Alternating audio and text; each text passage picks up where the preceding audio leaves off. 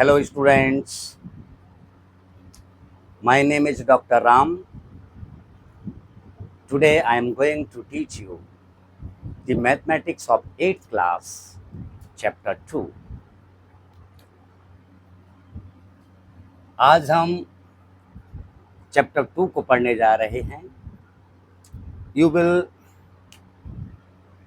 notice my teaching style in this lecture, in this class. My purpose to teach the student is to clarify the concept of the students and building the foundation of the students, ताकि students का जो foundation है वो मजबूत हो और बच्चे आगे जाकर के अपने जीवन में बहुत अच्छा करें. यही मेरा मकसद होता है और इसी बात को मैं हमेशा अपने लेक्चर, अपने क्लास में ध्यान रखता हूं और इसी को ध्यान में रखते हुए मैं अपने क्लास को लेता हूं. आज हम यहाँ पर चैप्टर 2 को पढ़ेंगे, linear equation in one variables.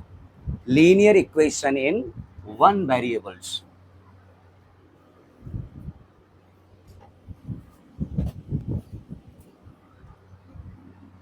Linear equation in one variables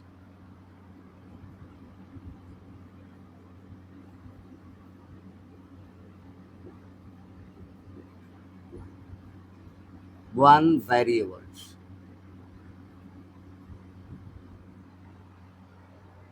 You have to understand the meaning of this statement. Linear equation in one variable. Linear equation क्या होती है, हमें इस बात को क्लियरली समझना होगा. पहले इक्वेशन क्या होती है और लीनियर इक्वेशन क्या होती है. एक होता है इक्वेशन. इक्वेशन क्या होती है? इक्वेशन क्या होता है? What is the equation? जैसे मैं यहाँ पर कुछ इक्वेशंस को लिख रहा हूँ. 3x plus 7 equal to 12 and this is the first equation. 5x by 2 plus 9 minus 9 equal to 1. This is the second equation. And now I am going to write down the third equation. 2x plus 3y equal to 15. ये 3 equation है. इन 3 equation में हमको ये identify करना है कि कौन सा इक्वेशन वन वेरिएबल वाला है, कौन सा सेकंड जो है इन 2 वेरिएबल्स वाला है. One variable and 2 variables.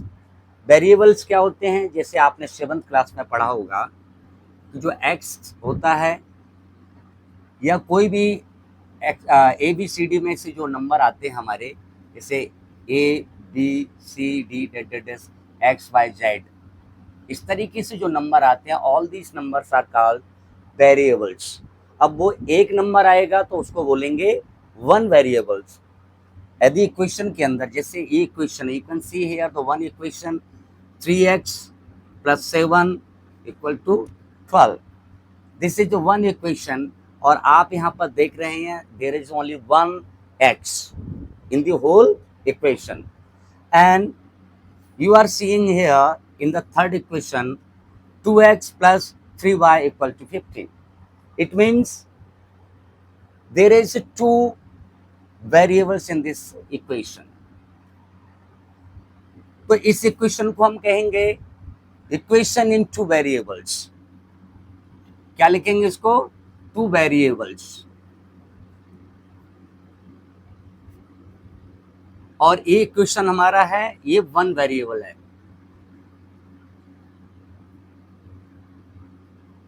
One variable. I think आपको ये क्लियरली समझ में आ गया होगा कि one variable and two variables जो इक्वेशंस होती हैं वो क्या होती हैं, ये आपको क्लियरली पता चल गया होगा। दूसरा,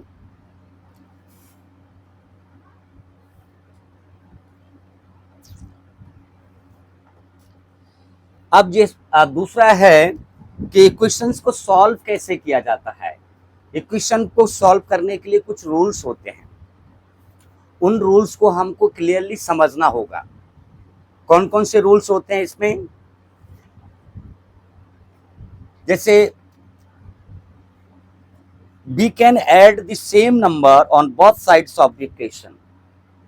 मतलब स्टेटमेंट यहां पर लिखा है कि इक्वेशन की बोथ साइड में हम क्या कर सकते हैं, प्लस कर सकते हैं या माइनस कर सकते हैं। जैसे कि ये इक्वेशन है,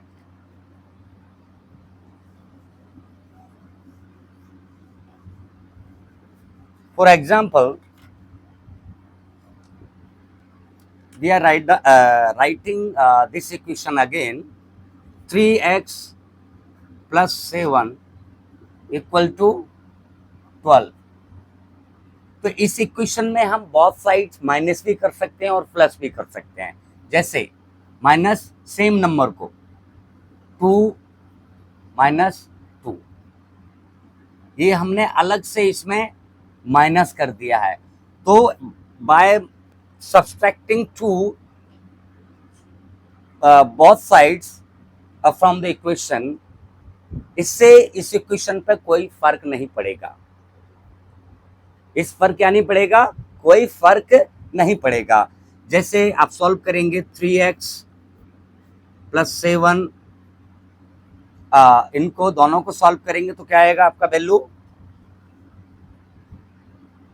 यहां पर आएगा वैल्यू आपका 5, यहां पर वैल्यू आएगा, इन दोनों को सॉल्व करेंगे तो 10।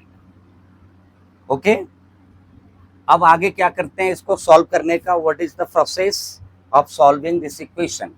इसको सॉल्व करने का तरीका होता है, जैसे कि इस वैल्यू को हम इस साइड में ले जा सकते हैं, from left to right we can shift this number from left to right.